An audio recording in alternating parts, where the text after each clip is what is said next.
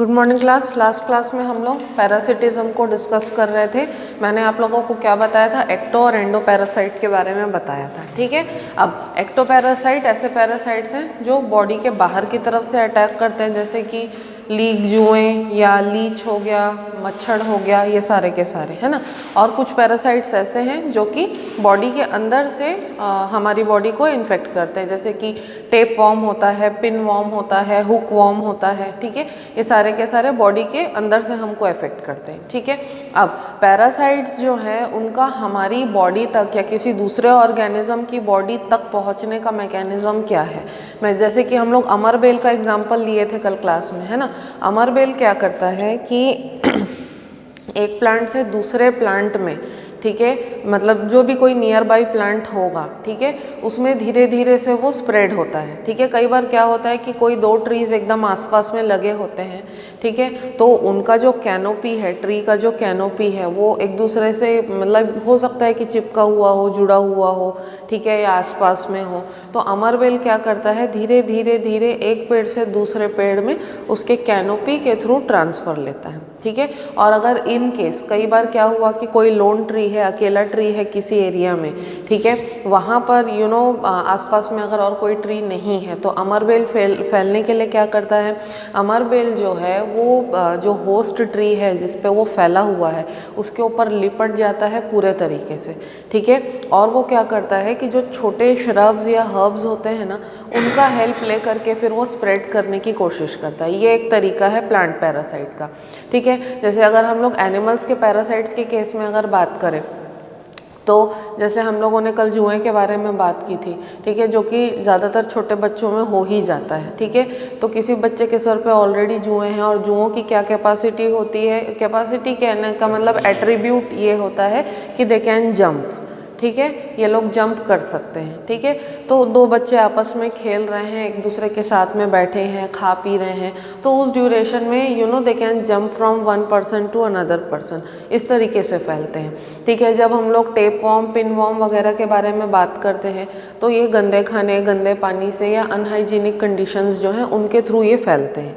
ठीक है, अब पैरासाइट्स जो है, पैरासाइट्स के अंदर भी बहुत ज़्यादा हमको एडेप्टेशन देखने के लिए मिलता है। मतलब अगर उनको किसी भी होस्ट को अटैक करना है तो पैरासाइट्स जो हैं वो भी इवॉल्व हो चुके हैं। पहले जो है इतना इवोल्यूशन पैरासाइट्स में देखने के लिए नहीं मिला था, लेकिन करंट पॉपुलेशन में पैरासाइट्स में भी हमको बहुत ज़्यादा इवोल्यूशन देखने के लिए मिल रहा है, क्योंकि जितना ज़्यादा वो लोग इवॉल्व होंगे, ठीक है, उतना ज़्यादा उनका जो रेंज ऑफ होस्ट है, ठीक है, रेंज ऑफ होस्ट जो है उतना ज़्यादा उनका इंक्रीज़ होगा। ठीक है, जैसे कि मच्छर का ही हम लोग अगर एग्जांपल लें, ठीक है, मच्छर में जो उसका नीडल है जिसके थ्रू वो हमको बाइट करता है, ठीक है, उसका डेवलपमेंट भी किस लिए हुआ, इसीलिए हुआ क्योंकि मच्छर को ब्लड सक करना था।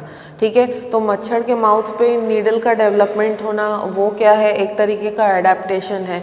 ठीक है, या पिन वॉर्म या हुक वॉर्म के बारे में हम लोग बात करें, ठीक है, तो पिन वॉर्म या हुक वॉर्म जो है उनके अंदर हुक का, ठीक है, डेवलप होना, ठीक है, वो भी क्या है, एक तरीके का एडेप्टेशन है, सो दैट कि वो स्टमक और इंटेस्टाइन की वॉल पे खुद को अटैच कर सके, एस्टैब्लिश कर सके।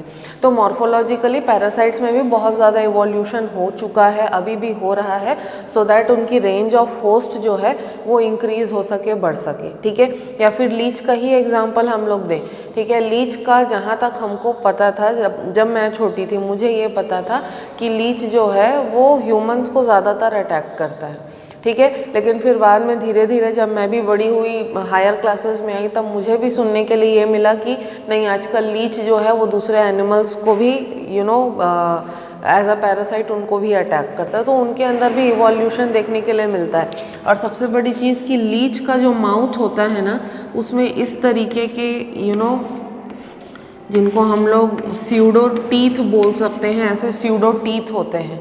ठीक है, तो ये जो स्यूडो टीथ हैं ये क्या करते हैं, ये उनको ऑर्गेनिज्म जो कोई भी एनिमल हो उसकी स्किन पे लैच करने में हेल्प करते हैं। और उसके बाद फिर वो लोग क्या करते हैं कि ये जो स्यूडो टीथ है जब ये स्किन में लैच हो जाते हैं तो इसमें से घाव बन जाता है, घाव से खून रिसने लगता है, एंड देन वो लोग उस खून को चूस करके फिर उस पर सर्वाइव करते हैं। तो ये सारे के सारे डिफरेंट टाइप्स ऑफ एडेप्टेशंस हैं। ठीक है, अब पैरासिटिज्म के बाद नेक्स्ट जो हमको पढ़ना है दैट इज कमेंसलिज्म।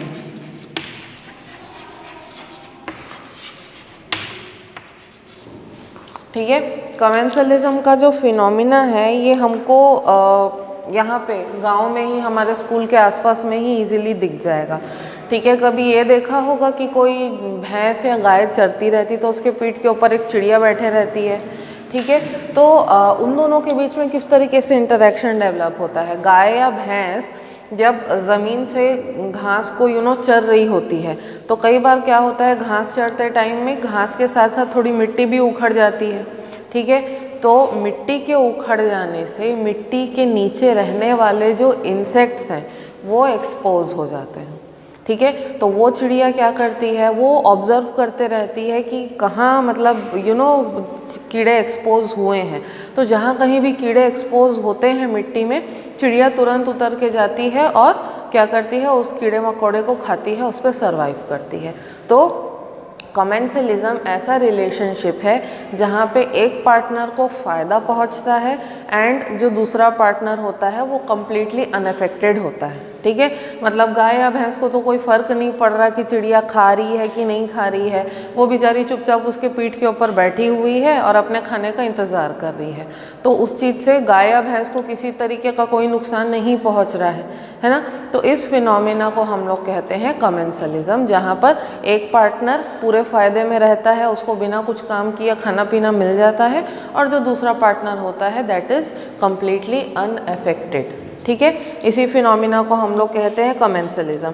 अगर इसका और एग्जांपल हम लोग लें कमेंसलिज्म का, कौन सा एग्जांपल दिया है बुक में? ऑर्किड का। हाँ, ऑर्किड एक अच्छा एग्जांपल है। ठीक है, हाँ, जैसे कि अगर हम लोग शार्क्स का एग्जांपल लें। ठीक है, शार्क्स जो होती हैं वो लोग क्या करते हैं, वो लोग बड़े बड़े फिशेस वगैरह जो होते हैं उनको अटैक करते हैं। ठीक है, उनको खाते हैं। तो कई बार शार्क जब मतलब ह्यूज पॉपुलेशन ऑफ फिश को कंज्यूम करती है तो कई बार फिश के छोटे मोटे टुकड़े जो हैं वो पीछे छूट जाते हैं। तो शार्क के पीछे घूमने वाली और भी फिशेस होती हैं, तो शार्क ने जो भी कुछ खाया पिया उसका बचा हुआ माल पीछे छूट जाता है। ठीक है, तो वो जो बचे हुए फिश के टुकड़े होते हैं उसको जो दूसरी फिशेस होती हैं वो भी क्या करती, कंज्यूम करती हैं। तो ये भी एक एग्जाम्पल हो जाता है उसका। या फिर ऑर्किड का एग्जाम्पल जो बुक में दिया हुआ है। ठीक है, ऑर्किड भी एक बहुत अच्छा एग्जाम्पल है म्यूचुअलिज्म का। ठीक है, ऑर्किड की स्पेशलिटी क्या है पता है? ऑर्किड की स्पेशलिटी पता है क्या होता है? ऑर्किड की स्पेशलिटी ये है कि उसके जो रूट्स होते हैं वो हवा में लटकते रहते हैं। ठीक है, और हवा में जो मॉइस्चर रहता है उस मॉइस्चर को एब्जॉर्ब करता है ऑर्किड। मतलब ऑर्किड जनरली क्या है, ऐसे डेड और डिकेइंग जो प्लांट होते हैं, ठीक है, बेसिकली उनके ऊपर ग्रो करता है। ठीक है, कई बार लिविंग प्लांट्स के ऊपर भी ग्रो कर सकता है। ठीक है, लेकिन लिविंग प्लांट्स का अगर वो यूटिलाइजेशन कर रहा है तो वो सिर्फ किसके लिए, सबस्ट्रेटम के लिए, यानी कि उसको कहीं ग्रो करने के लिए बेस मिले, बस उस चीज़ के लिए वो अपने होस्ट प्लांट को यूज़ करता है। अदरवाइज ना तो होस्ट प्लांट से कोई न्यूट्रिशन लेता है, ना होस्ट प्लांट से वाटर मिनरल्स, कुछ नहीं लेता है। ऑर्किड के रूट्स हमेशा हवा में लटकते रहते हैं और उसमें से वो क्या करता है, हवा में जो मॉइस्चर प्रेजेंट रहता है उस मॉइस्चर को यूटिलाइज करता है। बाकी तो ऑर्किड भी फोटोसिंथेटिक नेचर का होता है तो वो अपना खाना खुद बना सकता है। तो जो प्लांट है जिसके ऊपर ऑर्किड ग्रो कर रहा है उसको वो सिर्फ एज अ बेस यूज़ करता है, अदरवाइज उस प्लांट को कोई नुकसान नहीं पहुंचाता है। तो जो होस्ट प्लांट है दैट रिमेन्स अनअफेक्टेड और ऑर्किड जो है उसका भी काम निकल जाता है। ठीक है, तो ये किसका एग्जाम्पल है, कमेंसलिज्म का एग्जाम्पल है। ठीक है, तो आई थिंक कि हम लोग यहाँ पर चैप्टर को कंप्लीट कर दिए हैं। ठीक है, म्यूचुअलिज्म भी है।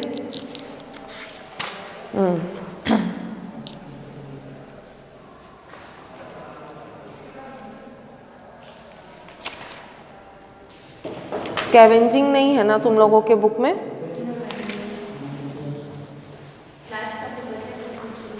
अच्छा, म्यूचुअलिज्म जो है इसको हम लोग सिंपल लैंग्वेज में सिम्बायोसिस भी कहते हैं। ठीक है। म्यूचुअलिज्म या सिम्बायोसिस का फिनोमिना सबको पता है। लाइकन क्या होता है पता है ना? क्या होता है लाइकन? लाइकन हम लोग पढ़े हैं 11th में ही।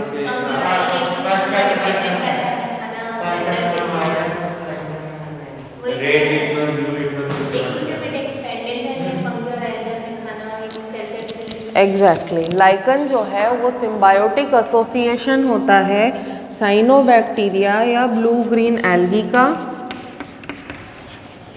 साइनोबैक्टीरिया और ब्लू ग्रीन एल्गी होती है, इसका सिम्बायोटिक एसोसिएशन होता है फंजाई के साथ में। ठीक है, तो जब साइनोबैक्टीरिया या ब्लू ग्रीन एल्गी और फंजाई दोनों का जो सिम्बायोटिक एसोसिएशन होता है उसको हम लोग कहते हैं लाइकन।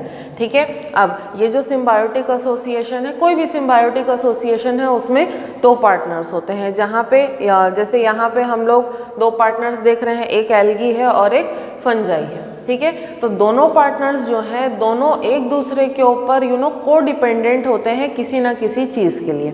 जैसे कि फंजाई जो है, क्योंकि वो नॉन क्लोरोफिलस होता है, फोटोसिंथेसिस नहीं कर सकता, लेकिन उसको खाने की ज़रूरत है, तो फंजाई जो है वो ब्लू ग्रीन एल्गी के ऊपर डिपेंडेंट होता है खाने के लिए।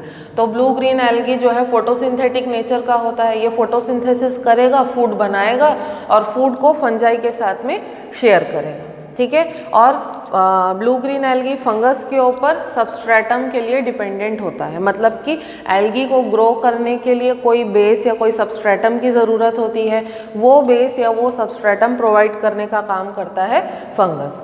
तो ये शेल्टर के लिए फंगस पे डिपेंडेंट होता है एल्गी, और फंगस जो है एल्गी के ऊपर फूड के लिए डिपेंडेंट होता है। ठीक है, तो दोनों ही पार्टनर्स जो हैं एक दूसरे को क्या पहुंचा रहे हैं? बेनिफिट पहुंचा रहे हैं। ठीक है, इस टाइप का जो रिलेशनशिप होता है इसको हम लोग कहते हैं म्यूचुअलिज्म। या फिर एक और एग्जांपल हम लोग ले सकते हैं, माइकोराइजा। याद है पिछले साल से? क्या होता है माइकोराइजा?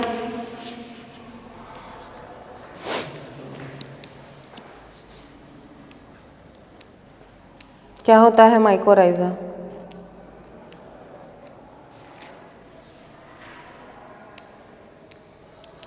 नहीं याद है? देखो, जब हायर प्लांट के जो रूट्स होते हैं, स्पेसिफिकली मैं बोलूँगी जिम्नोस्पर्म होता है, साइकस।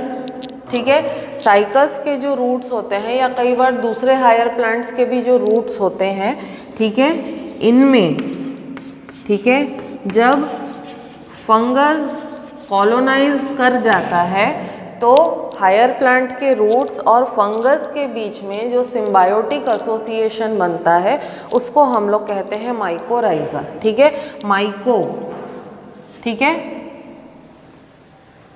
ठीक है, माइको जो टर्म है ये फंगस को रिप्रेजेंट करता है और राइजा जो टर्म है ये रूट्स को रिप्रेजेंट करता है, तो फंगल रूट्स यानी कि माइकोराइजा। ठीक है, तो फंगल रूट्स या माइकोराइजा जो है इसमें बेसिकली होता ऐसा है कि जो एकदम हायर प्लांट्स होते हैं, ठीक है, जैसे कि मोस्ट स्पेसिफिकली अगर हम लोग देखें जो पहाड़ी एरिया के जो प्लांट्स होते हैं उसमें ज़्यादातर माइकोराइजा जो है ऐसा हमको देखने के लिए मिलता है, सिम्बायोटिक एसोसिएशन। तो फंगस क्या करता है, वो हायर प्लांट्स के जो रूट्स है उसके अंदर कॉलोनाइजेशन करता है। ठीक है, तो रूट्स के अंदर जब फंगस कॉलोनाइजेशन करता है तो फंगस को रहने के लिए जगह मिल जाती है, शेल्टर मिल जाता है। ठीक है, अब प्लांट्स को क्या फ़ायदा होता है? प्लांट्स को ये फ़ायदा होता है कि रूट्स में जब फंगस प्रेजेंट रहता है तो फंगस क्या करता है, आसपास में, रूट्स के आसपास में जो ऑर्गेनिक फूड मटेरियल होता है, ठीक है, उसको डाइजेस्ट करता है। ठीक है, ऑर्गेनिक फूड मटेरियल का जब डाइजेशन हो जाता है या डीकम्पोजिशन हो जाता है तो उसमें जो भी फूड मटेरियल्स या जो भी न्यूट्रिएंट्स रहेंगे वो सिंपल फॉर्म में कन्वर्ट हो जाते हैं। ठीक है, तो जब न्यूट्रिएंट्स सिंपल फॉर्म में कन्वर्ट हो जाते हैं तो उनको एब्जॉर्ब करना हायर प्लांट के रूट्स के लिए ईजी हो जाता है। ठीक है, तो रूट्स जो है उसको न्यूट्रिएंट्स अवेलेबल कराने का काम फंगस करता है और फंगस को रहने के लिए जगह देते हैं रूट्स। ठीक है, तो ये दोनों के बीच में म्यूचुअलिज्म का रिलेशनशिप या सिम्बायोसिस का रिलेशनशिप जो है वो एस्टेब्लिश होता है। ठीक है, समझ आया? पक्का। या फिर एक और एग्जांपल हम लोग ले सकते हैं, जैसे कि जो कैटल होते हैं, रूमिनेंट ऑर्गेनिजम्स होते हैं, जैसे गाय भैंस होती है, ठीक है, उनका जो रूमेन होता है, रूमेन में मिथेनोजेंस रहते हैं, बैक्टीरिया रहते हैं, तो ये भी उनके बीच में सिम्बायोटिक एसोसिएशन है। तो मिथेनोजेंस जो हैं उनको रॉ मटेरियल सप्लाई करने का काम कौन करता है? जो कैटल है वो करता है, ठीक है। और जो मिथेनोजेंस हैं वो कैटल के रूमेन में क्या काम करते हैं? सेल्यूलोज जो है उसके डाइजेशन में हेल्प करते हैं। तो सेल्यूलोज को डाइजेस्ट करते हैं और डाइजेशन का प्रोसेस जो है वो कैटल के लिए आगे बढ़ाते हैं मिथेनोजेंस, और मिथेनोजेंस को सरवाइव करने के लिए, रहने के लिए जगह मिलती है, ठीक है। उनको अपना जो भी फूड, अपने जो भी बायोकेमिकल रिएक्शंस हैं उसको कंप्लीट करने के लिए रॉ मटेरियल जो है वो कैटल से मिल जाता है। तो दोनों के बीच में यहाँ पे भी म्यूचुअलिज्म या सिम्बायोटिक एसोसिएशन एस्टैब्लिश होता है। सिंपल समझ आया कुणाल को? पक्का। अब मैं मानती हूँ कि ये चैप्टर यहाँ पर कंप्लीट हो चुका है, ठीक है। एक बार सब लोग बुक को पलटो, देखो कहीं कोई टॉपिक में आपको डाउट है तो उसको हम लोग अभी क्लैरिफाई कर लेते हैं, वरना फिर हम लोग आगे बढ़ेंगे।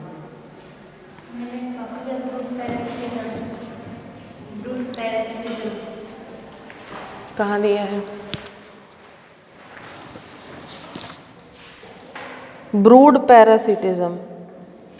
अरे ब्रूड पैरासिटिज्म में ना क्या होता है, ब्रूड का मतलब होता है जैसे कि मुर्गियों का जो ग्रुप होता है, ठीक है, जनरली बर्ड्स का जो एक लार्जर ग्रुप होता है उसको ब्रूड कहते हैं, ठीक है। तो ब्रूड पैरासिटिज्म का मीनिंग ये है कि इसमें जो पैरासिटिक बर्ड्स होते हैं, ठीक है, वो अपने अंडे को दूसरे बर्ड के नेस्ट में देते हैं। जैसे कि कोयल का एग्जाम्पल, कोयल बोल रही हूँ, कौवे का या कोयल का एग्जाम्पल होता है, आई डोंट नो, मेरे को याद नहीं है ठीक से, कोयल का होता है ना। तो कोयल क्या करती है कि वो मतलब पैरासिटिज्म शो करती है, ठीक है। कोयल के अंडे देने का टाइम और कौवे के अंडे देने का टाइम एक ही होता है। तो कोयल क्या करती है कि वो चुपके से आ करके कौवे का जो घोंसला होता है उसमें अंडे दे करके वो चली जाती है, और कौवे को लगता है कि ये मेरे ही अंडे हैं करके, और कौवा जो है उसको अंडे को सेकते रहता है, ठीक है। मतलब कोयल ने अंडा दिया और वो खसक गई, उसको कोई काम करने की ज़रूरत नहीं है, ठीक है। अब वो कौवा जो है वो अंडा सेकेगा, अंडे से जब बच्चे हैच होंगे तो उनको खिलाना पिलाना सब कुछ कौवा करता है, क्योंकि कौवे के बच्चे भी काले, कोयल के बच्चे भी काले। तो कौवा को समझ नहीं आता है कि मेरे बच्चे कौन से हैं कि कौन से नहीं हैं, ठीक है। फिर कोयल के बच्चे जब खा पी करके बड़े हो जाते हैं, उड़ने लायक हो जाते हैं, तो वो लोग वहाँ से निकल जाते हैं। ये होता है ब्रूड पैरासिटिज्म, ठीक है। और कुछ देखो अल्टी पल्टी करके बुक को।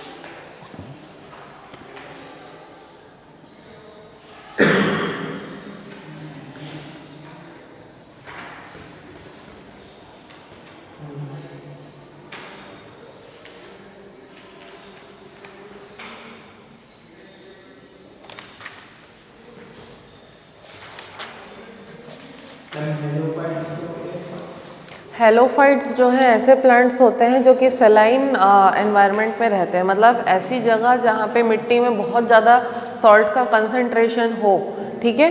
तो वैसे एनवायरनमेंट में, वैसे सॉइल में ग्रो होने वाले जो प्लांट्स होते हैं उनको हेलोफाइट्स कहते हैं। उनकी स्पेशलिटी ये होती है हेलोफाइट्स की, जो उनके जो सेल्स होते हैं उसके अंदर भी सॉल्ट का कंसंट्रेशन बहुत ज़्यादा रहता है, ठीक है। अगर मान लो कि कोई नॉर्मल प्लांट है, उसको हम लोग सैलाइन या सॉल्टी सॉइल में अगर हम लोग लगा दें तो नॉर्मल प्लांट के सेल में तो सॉल्ट का कंसंट्रेशन कम रहेगा, ठीक है। तो बाहर मिट्टी में जो ज़्यादा सॉल्ट है, ठीक है, उस वजह से क्या होगा कि बाहर का जो मतलब सिस्टम है, ठीक है, वो कैसा हो जाएगा, हाइपरटोनिक हो जाएगा, बाहर सॉल्ट का कंसंट्रेशन ज़्यादा हो जाएगा। तो हाइपरटोनिक कंडीशन होने की वजह से मिट्टी जो है वो क्या करेगी कि प्लांट के अंदर से पानी को खींच करके मतलब प्लांट को डिहाइड्रेट कर देगी और पानी को बाहर खींच लेगी, तो अल्टीमेटली प्लांट की डेथ हो जाएगी। तो हेलोफाइट्स जो होते हैं उनके अंदर ये एडेप्टेशन होता है कि उनके सेल के अंदर भी सॉल्ट का हायर कंसंट्रेशन होता है, सो दैट डिहाइड्रेशन ना हो और वो इजीली सरवाइव कर सकें।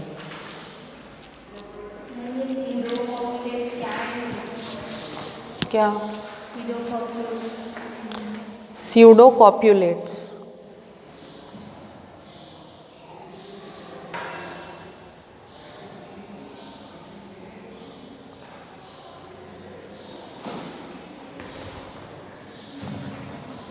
स्यूडोकॉप्युलेशन का मतलब क्या है कि जैसे यहाँ पे बी का एग्जाम्पल दिया है ना, मधुमक्खी का एग्जाम्पल दिया है, ठीक है।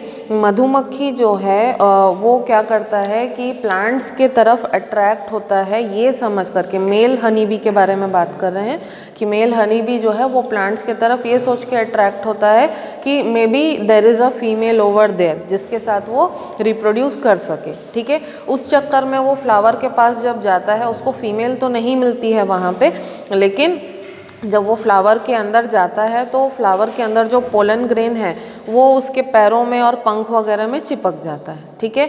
फिर जब उसको वहाँ पे फीमेल नहीं मिलती है, मेल हनी बी वहाँ से निकल करके फिर दूसरे फ्लावर में फीमेल हनी बी की खोज में जाता है, ठीक है। तो वहाँ पे भी उसको फीमेल हनी बी तो नहीं मिलती है, लेकिन वहाँ पे उड़ते उड़ते जो पोलन उसने कलेक्ट करके लाया है दूसरे फ्लावर से, वो सेकेंड फ्लावर के ऊपर वो क्या कर देता है, डिपॉजिट कर देता है। उस प्रोसेस को अपन स्यूडोकॉप्युलेशन कहते हैं, ठीक है। क्या?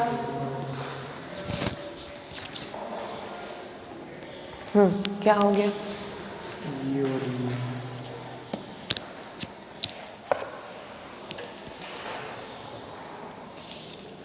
ये ना बेटा क्या होता है कि कोई भी पॉन्ड या कोई भी लेक है, ठीक है, उसके डिफरेंट जोन्स होते हैं, मतलब डिपेंडिंग कि सनलाइट कितने एक्सटेंट तक किसी भी जोन में जाती है, उस बेसिस पे हम लोग क्या करते हैं, लेक या पॉन्ड के अलग अलग जोन्स जो हैं उसको हम लोग डिवाइड करते हैं। ये वो है, ठीक है, और कुछ नहीं है। अभी इतना डिटेल में अपने को जाना नहीं है फ़िलहाल इस साल। अगर कोई मतलब नॉर्मल सेशन होता तो तब शायद हम लोग और डिटेल में इसको पढ़ते, ठीक है। और देखो कुणाल को या भूपेंद्र को कोई डाउट हो तो।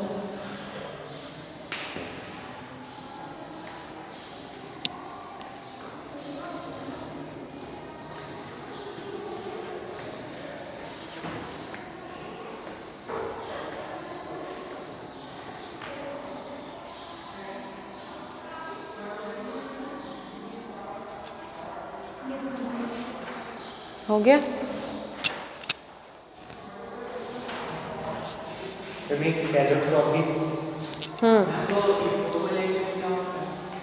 इकोकोलेशन वही बताई ना कि जो सोनार इफेक्ट होता है, चमगादड़, ठीक है, उसकी आंखें नहीं होती हैं, ठीक है, सुन नहीं सकता वो, ठीक है, उसके कान भी होते ज़रूर है लेकिन उसकी हियरिंग कैपेसिटी उतनी ज़्यादा नहीं होती है, ठीक है। तो ये जो चमगादड़ होता है ये साउंड वेव्स का यूटिलाइजेशन करता है अपने डायरेक्शन और डिस्टेंसेस को पहचानने के लिए, ठीक है। मतलब कि अगर चमगादड़ यहाँ पर खड़ा हो, ठीक है, और यहाँ से दूर वो अपने साउंड वेव्स जो है अपने मुंह से साउंड वेव्स निकालता है, ठीक है, तो सामने मेरे दीवार है, ठीक है, तो दीवार से जो साउंड वेव्स है वो टकरा करके वापस आएंगी, बैट तक, चमगादड़ तक वापस आएंगी। तो चमगादड़ के पास इतनी कैपेसिटी होती है कि वो डिस्टेंस को समझ सकता है, मतलब कितनी साउंड वेव्स जो है रिफ्लेक्ट होकर के उस तक वापस आ रही हैं, उससे वो कैलकुलेट कर सकता है कि कोई ऑब्स्ट्रक्शन है तो वो उससे कितने पास है या कितना दूर है, ठीक है। अगर साउंड वेव्स टकरा करके वापस नहीं आती हैं मीन्स सामने का रास्ता साफ है, तो वो फ्रीली उड़ करके जा सकता है। इसी फिनोमिना को हम लोग कहते हैं इको कोलिशन, जहाँ पे साउंड वेव्स का यूज़ करके कोई भी ऑर्गेनिज्म जो है वो समझने की कोशिश करता है कि ऑब्स्ट्रक्शन है या नहीं है, या वो ऑब्स्ट्रक्शन है तो कितना दूर है, ये चीज़।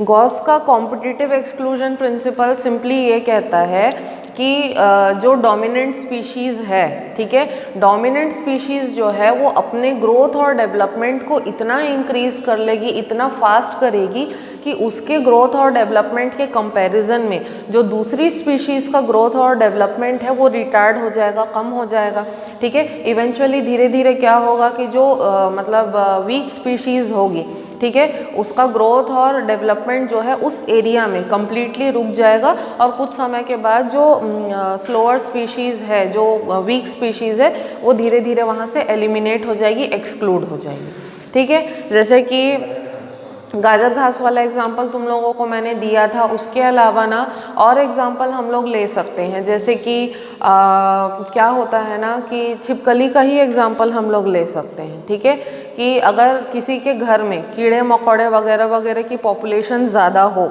ठीक है, और उस जगह पे अगर हम लोग छिपकलियों को इंट्रोड्यूस कर दें, तो छिपकलियाँ क्या करेंगी, कुछ समय के बाद जितने भी कीड़े मकोड़े हैं उनको कंज्यूम कर लेगी, कंज्यूम करके उनका जो स्पीशीज़ है उसको वहाँ से कम्प्लीटली एक्सक्लूड कर देंगी।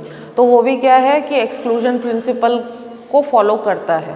तो छिपकलियाँ और कीड़े कौन से रिसोर्स के लिए कम्पीट करेंगे? वो लोग शेल्टर के लिए कम्पीट करते हैं, ठीक है, क्योंकि दोनों के न्यूट्रिशनल नीड्स जो हैं वो डिफरेंट होते हैं, ठीक है, दोनों के न्यूट्रिशनल नीड्स डिफरेंट हैं, लेकिन दे compete for space, they compete for shelter, है ना। क्वालिटेटिव और क्वांटिटेटिव क्या क्या क्या वो कौन से टॉपिक में दिया है?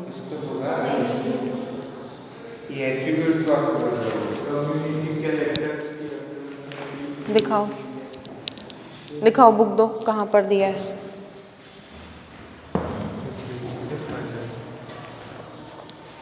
देखो, क्वालिटेटिव और क्वांटिटेटिव कैरेक्टर्स जो हैं, क्वालिटेटिव कैरेक्टर्स क्या होंगे? ऐसे कैरेक्टर्स होंगे जिसको कि हम लोग ऑब्जर्व कर सकते हैं लेकिन काउंट नहीं कर सकते, जैसे कि न्यूट्रिशनल बिहेवियर जो है, किस टाइप का मोड ऑफ न्यूट्रिशन है, किस टाइप का मोड ऑफ सेक्सुअल रिप्रोडक्शन है, किस टाइप का ग्रोथ पैटर्न है, कितना क्या कहना चाहिए, लाइफ स्पैन है, ये सारे कैरेक्टर्स जो है इसको हम लोग ऑब्जर्व कर सकते हैं लेकिन काउंट नहीं कर सकते।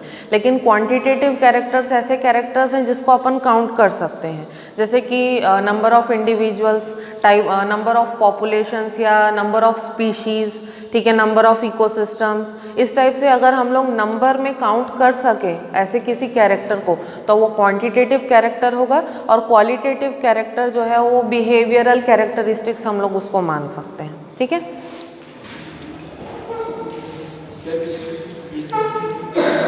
कहाँ KIN करके कुछ था, KIN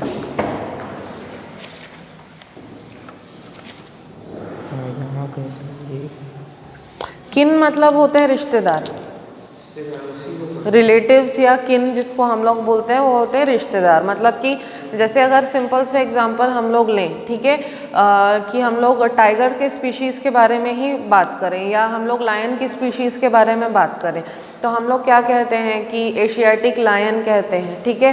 तो एशियाटिक लायन जो है वो और जो अफ्रीका में रहने वाला लायन है वो दोनों जो है आपस में रिश्तेदार हैं, ठीक है, लेकिन उनका अलग अलग इकोसिस्टम में वो रहते हैं, अलग अलग एनवायरमेंटल कंडीशंस हैं, तो उस हिसाब से उनके अंदर कुछ वेरिएशन आ गए हैं, लेकिन अदरवाइज हम लोग देखें तो दोनों क्या है, आपस में किन है या रिश्तेदार हैं, ऐसा, ठीक है। या फिर अगर हम लोग हाथियों का ही एग्जाम्पल लें, ठीक है, जो इंडियन हाथी है उसके अंदर थोड़े डिफरेंट वेरिएशंस हैं, श्रीलंका में जो हाथी पाए जाते हैं उनके अंदर डिफरेंट वेरिएशंस हैं, या जो अफ्रीका में हाथी पाए जाते हैं उनके अंदर डिफरेंट वेरिएशंस हैं, लेकिन आपस में है सभी रिलेटिव्स, ठीक है। हम इसके example for instance your different times for feeding, देखो, for instance different times for feeding और डिफरेंट फॉरेजिंग पैटर्न्स, अच्छा, ये को एग्जिस्टेंस को बोल रहे हैं ना।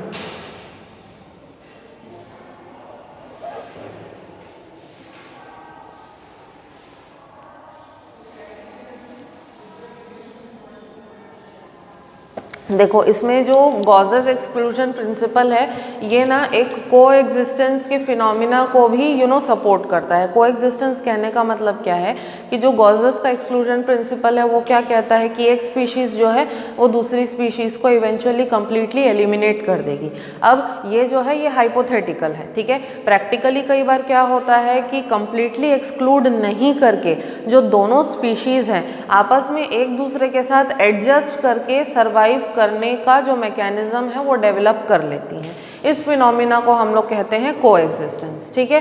तो कहने का मतलब क्या है कि जैसे अगर हम लोग कोएग्जिस्टेंस के पैटर्न को ही समझने की कोशिश करें तो इसमें ये हो सकता है कि जैसे ये हम लोग मान लें कि डियर है, ठीक है, हिरन है। अब हिरन में भी बहुत सारी स्पीशीज़ होती हैं, ठीक है।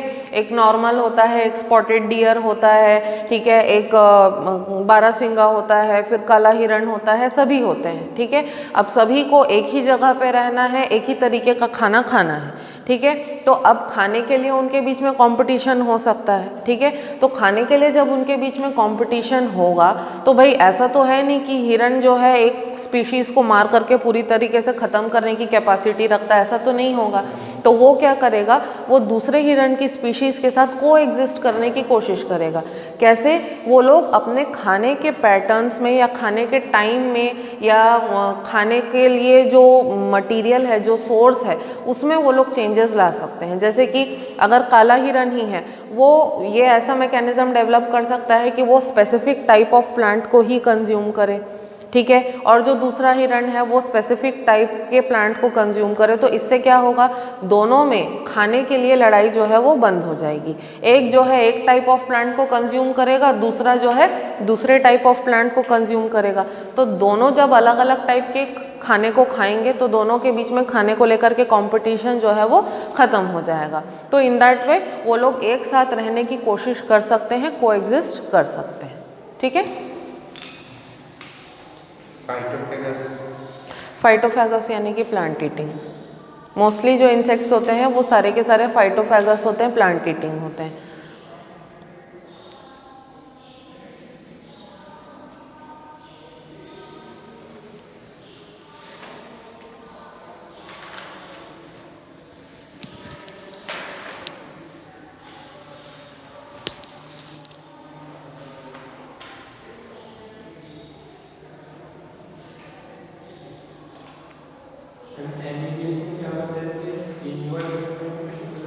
किसमें किसमें?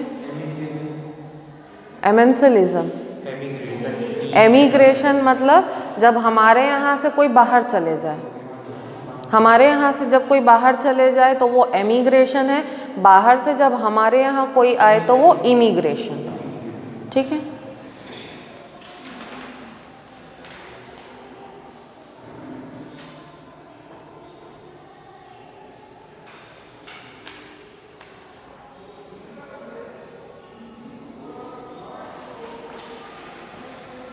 ठीक है, कोई डाउट और?